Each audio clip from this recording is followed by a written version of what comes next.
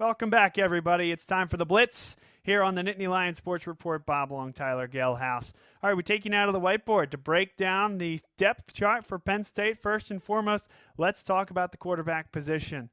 Sean Clifford, the start of this year, beating out Will Levis. It was somewhat of a formality once Tommy Stevens got out the door. When I think about Sean Clifford, he's a guy that stayed in the pocket last year, delivered balls down the field in limited opportunities, and did a great job at that. But let's not discount the dual threat that Sean Clifford actually is. I mean, let's think about it, right? When was he in the game? When Trace McSorley was hurt or the game was in hand? But Trace McSorley, somewhat of an injury-prone quarterback, puts himself in the line of fire. Tommy Stevens was hurt for the vast majority of the year. They put him in bubble wrap. Sean Clifford was in bubble wrap last year. This year, you're going to see a lot of that RPO type stuff in addition to dropping straight back. But this is not a deviation or a total change from what you've seen from the Penn State offense in the past. He ran that RPO in high school. He is a mobile quarterback. So don't expect Clifford to be in the pocket throughout the majority of this year. From a running back position, I could put 2, 3, 4. There's 3 guys with oars next to their name. Journey Brown is going to be listed, I think, by the time we get to the second or third game as the backup running back.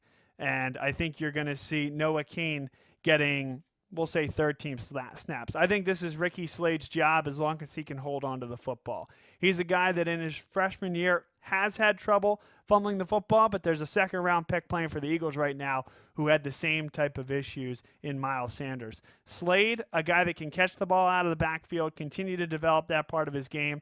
Blocking, good, but I think that's really a part of his game where he can get a lot better and has worked hard in the offseason. And then Devin Ford is the 4th guy. And again, they're all listed as oars at this point. For me, the big thing Devin Ford-wise is that he didn't come in over the winter, and he didn't spend the spring with the team. He didn't graduate early and come through. Noah Cain did, and Noah Cain being more of that physical back running downhill. Journey Brown can bounce it to the outside, and Ricky Slade a little bit of everything. Devin Ford, a strong back, and I think his patience, vision, and his footwork are going to help him in the long term. I think this could be one of those 4-game redshirt seasons for Devin Ford unless something changed. Wide receiver position is very, very interesting, though. KJ Hamler, I think, clearly is your number 1, but he's going to run most of his packages out of the slot. And certainly there was a guy, John Donovan, that nobody wants to talk about associated with Penn State. But think about the Pitt game. Think about a couple other opportunities where he gets the ball in the backfield, in space, dare I say jet sweep. I think he can be very effective getting into the middle of the defense, running a jet sweep, or, of course, can burn folks that really shouldn't be covering him, nickelbacks that might be covering him while he's in the slot. He's fantastic. Jahan Dotson, one of the better route runners that we've seen come through Penn State in a long time, and that's saying something. He had a great freshman year, and I think is primed to take a big step forward. The guy that I'm worried about, and I want to hear Tyler's thoughts on this on the other side, is Justin Shorter, a guy that certainly can play that true X or true Z at the wide receiver. He has that physicality build. He can run the sideline, be physical. But we just haven't heard a lot about him. Of course, he was banged up last year, but why haven't we heard more about Justin Shorter this year? It's a question I have, and I'm very interested to see what happens in the first 2 weeks. But now we'll talk about the offensive line. Rasheed Walker. Rasheed Walker is a redshirt freshman coming in and taking the most difficult job on the line, and that's left tackle, protecting the blind side of Sean Clifford. Interested to see what happens there. I think he has the chance to be very good, but the thing about these guys, we know so much about them as they're getting recruited, and then really the lid kind of closes. You know, we see glimpses at practice. We see glimpses at Lift for Life or different things like that.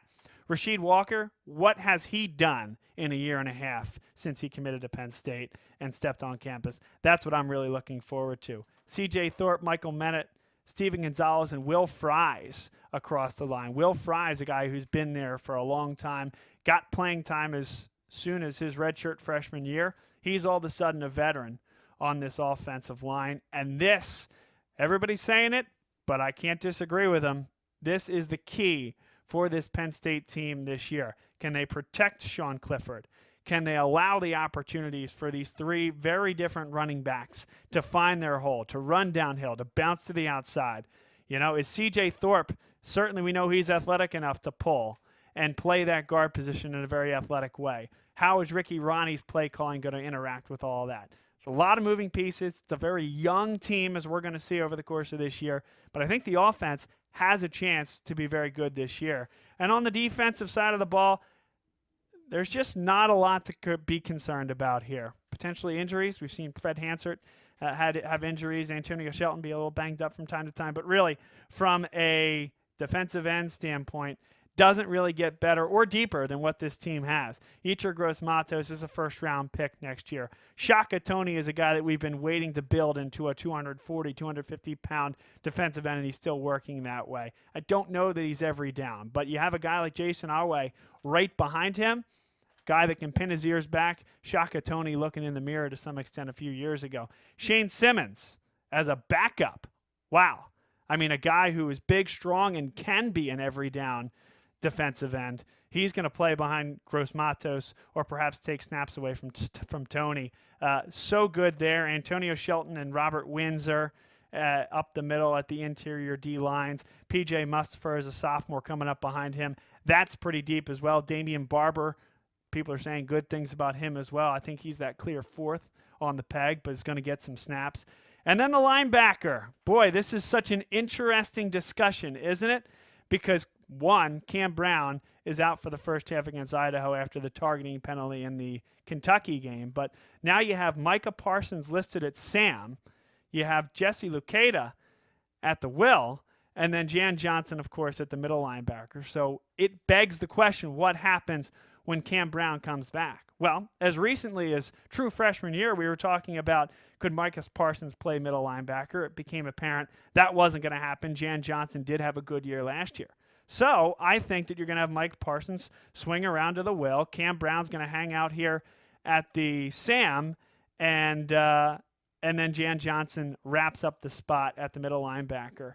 Something that I think is a very small issue because we're having Cam Brown then move ahead of Micah Parsons at the Sam and him move to the will. But Charlie Catchier above Lance Dixon on the depth chart, which is essentially the third spot, but Micah Parsons, if there was an injury, would move back. So essentially fourth on the Sam depth chart.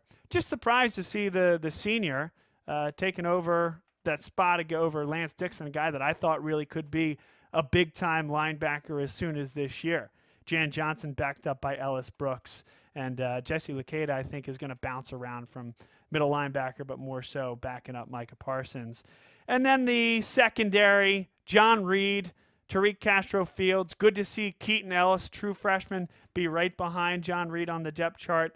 Joey Porter Jr. in there as well. Perhaps one of those guys are going to redshirt this year. Don't know who that would be, but my thought would be Porter, as I'm hearing that Keaton Ellis could be ready to get out there right away. And then possibly the biggest thing we were waiting for was who was going to fill out the safety position. Garrett Taylor, tremendous year last year. Was it going to be Lamont Wade, who made the position change 2 years ago, or Jaquan Brisker, who came from Lackawanna County Community College and was ready to go as soon as he came on campus? As I understand it, Brisker pushed him very hard, but Lamont Wade will start at that safety position this year. I think that's important, and I think Brisker is going to be able to give those key minutes, but happy to see Lamont Wade, super recruit, a guy that was supposed to be the next coming, kind of never really grew into that body, never was quite ready to play that position of cornerback, and frankly, Penn State moved to recruiting 6'1" guys to play cornerback, and he did not quite fit that mold, but I think good to see him in that mix. And honestly, this is a very deep team that we're talking about. The only thing I'll say is shame not to see Micah Parsons on the depth chart for returning kicks. We thought we were going to see it, and I still think we'll see it in the game. But on paper, Micah Parsons, relegated to linebacker. Can't believe it. We'll talk more on the other side, but the only other quick thing to mention, Jordan Stout, 85% touchback perspective, a transfer from Virginia Tech. He's going to take kickoffs. Pinniger, kicking field goals. And then from a punting perspective, the best there is, possibly in the country, though he struggled down the stretch last year. Blake Gillikin, I look for him to have a big bounce-back year. So it's a long blitz, but we'll come back to the studio in just a few minutes, talk more Penn State football. Bob Long, Tyler Gelhaus, live from Bluebell. This is Bob Long Sports.